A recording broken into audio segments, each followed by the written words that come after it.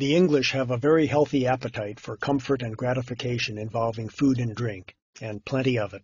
They have a long history of feasting and celebrating, and this has often included eating and drinking excessively at family events such as weddings, anniversaries, and even funerals, as well as at community and national events.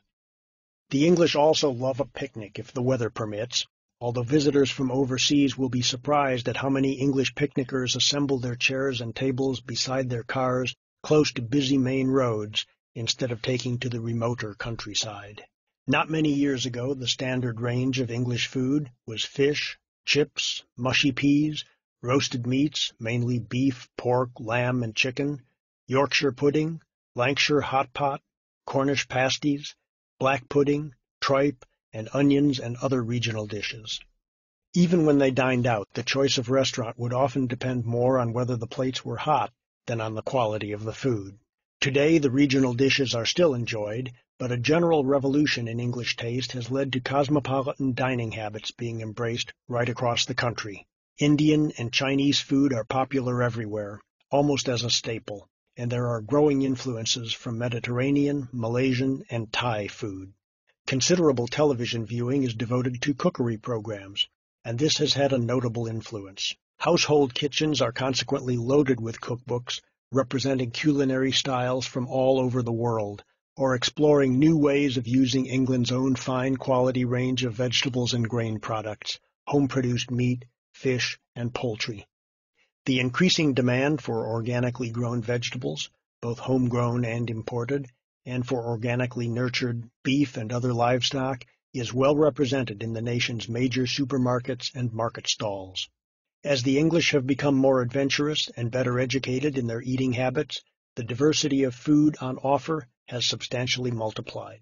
London alone offers a choice of more than 3,500 restaurants and wine bars to satisfy all tastes. And there are excellent restaurants all over England, where food and drink festivals add to the calendar of provincial events.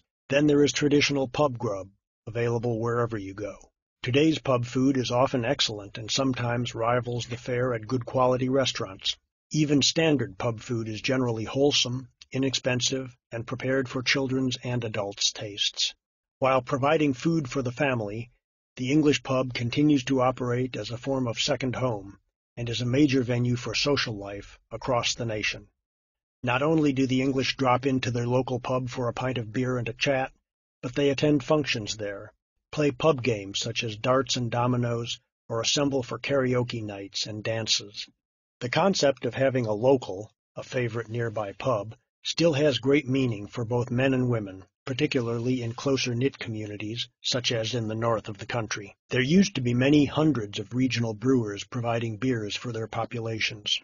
These have now shrunk to a handful of major companies, and a healthy number of small brewers distributing real ale. This is flatter and has a more malty flavor than other beers. Alongside beer, cider, whiskey, and a range of other alcoholic and soft drinks, wine is now served in almost all but the smallest rural pubs. This again reflects a significant change in English drinking habits in the last quarter century. Off-licenses, grocer shops, and supermarket stores battle for custom with increasingly broad selections of wine from all over the world. These more continental drinking habits are reflected in other ways in England. Coffee is now as popular as tea, just as wine is as popular as beer.